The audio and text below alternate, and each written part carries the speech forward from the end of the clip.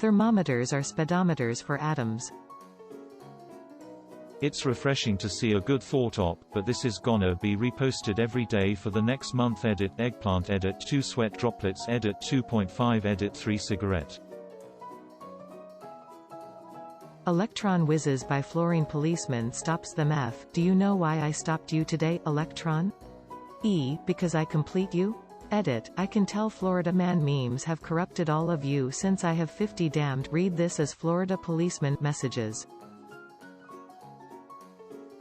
Damn, this is actually a good one. Actually not. Temperature is the kinetic energy of molecules. Heavy molecules travel slower at the same temperature. You said you want to see how fast my ass is? And then a thermostat is just a police officer enforcing the speed limit. Better slow down there, son, or we'll throw you in the cooler. That's a rather quick gilding. Well, not in any real, scientific sense, but okay. Temperature is proportional to the average kinetic energy of the molecules, in an ideal gas, at least, and that depends on both their mass and the square root of their speed. Well, almost. This works until you take into account we found out that stuff can have negative temperatures. Bro, speedometers are speedometers for atoms. How fast they vibrate. The concept of temperature is ill-defined for a single entity, atom. Nah, it's more like an applause-o-meter. Tells you how excited the medium is. Are you molecules ready to rock? I said, are you molecules ready to rock? If I were to take an average of how ready you guys are to rock and indicate it on a scale based on the boiling and melting points of water, how ready to rock would you say you are? I can't. HEAAARYOOOOU. Oh, interesting. Could we then say that a nuke is like an explosive fart for atoms? But speedometers are also speedometers for atoms.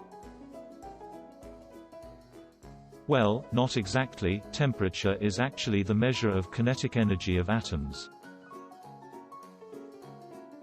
As usual, the popular shower thoughts are the ones that are kinda true, but not really accurate.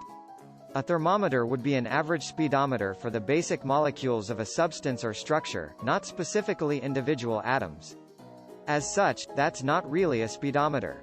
It's more of a statistical analysis of the entire population of molecules, like a traffic survey. Telemarketers have basically ruined the telephone as a tool for contacting people quickly because no one bothers to answer it anymore. 90% of the calls aren't even marketing, just fraud. Why can't they just have a 5-minute YouTube ad like a modern company? Less than edit, spelling. My grandpa will answer the phone, then make faces that he's annoyed with the telemarketer, but he doesn't dare hang up until they are finished with their spiel because that would be rude to do so. They're nearly all robocalls. Blame the FCC for not forcing telcos to fix it and disallow unlimited phone number spoofing. Tom Wheeler sucked, but Ajit Pai is just a useless, spineless sack of trash who would never help a consumer if he could help it. Just like spammers ruined email until the filters got better. The telecom companies could filter and choose not to. They are accomplices to their own demise. But perhaps they'd rather just sell data anyway and don't care. I just can't believe telemarketing still works. Surely it's just a waste of money for them. It's like we need a completely new global, digital, end-to-end encrypted and internet-based system for voice and text that is on initiation only. Fully doable though. Kind of like how adverts ruin TV such that nobody watches it anymore? I got rid of my home line a long time ago because all the calls I got were telemarketing. Now I'm considering ditching my doorbell. Thanks, FCC. You do a real good job of making sure no one uses the F-bomb during primetime TV, otherwise you're fucking useless. We have a blacklist system in Canada where telemarketers needs to follow. You can write your number there and after 30 days you should be fine. It works, since any company having a foot in Canada must follow it. The problem though is that it's supposed to be a permanent record, but I can confirm that after 1 to 2 years your number is not on the list anymore. 80% of my calls weekly are BS robocall scams. I'm working out in the field and it's a pain in the ass for me to take my phone out with dirty hands and whatnot. But I have to look to see if it's work-related or an emergency from a family member.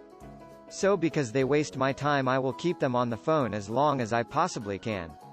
I've even gone as far as to tell them I have dyslexia and they will have to hang in there while I read my credit card number. Then I pretend like I can't hear them and they're breaking up a few times. I've kept one scammer on the phone for 45 minutes until he finally told me to shove my credit card up my ass and jump around like a fucking frog. That was a good one. I've also been told, your mother is giving me a blowjob right now. Go fuck your mother. It's a fun time. There are very old marine animals still alive, who remember the time before motors and sonars when oceans were silent. God damn it, shut the fuck up whales, a random super old turtle. Look up the Greenland shark. Supposed to be many of them around over 500 years old. With the sound of all the fish fucking all the time, the ocean has never been silent. That fucking submarine is back. Less than figure greater than less than figchoption greater than ping less than figchoption greater than less than footer greater than ping less than footer greater than caret ping ping hashtag ping less than figure greater than. I cannot think of the deep sea without shuddering at the nameless things that may at this very moment be crawling and floundering on its slimy bed, worshipping their ancient stone idols and carving their own detestable likenesses on submarine obelisks of water-soaked granite. This is actually really fucking sad. I can't imagine what they think of the changes they've seen. There was a cool story on Game Grumps about a woman that was 100 years old that died in the 70s to 80s, so she was alive for when people were moving west in covered wagons and lived to see the internet. The whales won't be nostalgic for the sperm industry, their populations have rebounded since then. The ocean is mostly empty but the inhabited places are really really loud. We just can't hear most of the frequencies. There's every likelihood that cetaceans tell stories about it to their young too. Back in my day, there were thousands of us and fish everywhere to eat. The oceans didn't taste like poison and there was none of this floating, inedible seaweed that choked your uncle to death. If they remember oceans without plastic waste, lower acidity, more plentiful plankton, less plentiful jellyfish, 100% more living coral, Caribbean monk seal, Japanese sea lion, sea mink, Stella's sea cow, more tuna, salmon, herring, cod, Dungeness crab, lobsters, etc. If fish could scream, the ocean would be loud as fuck. The ocean has never been silent. Fish have been eating coral and shitting sand since long before humans were around. Crunch crunch crunch crunch crunch crunch crunch crunch crunch crunch crunch crunch crunch crunch crunch crunch. Lol, there will almost certainly be some marine animals who will remember when the sounds weren't present, when the sounds were present, when the sounds weren't present, again.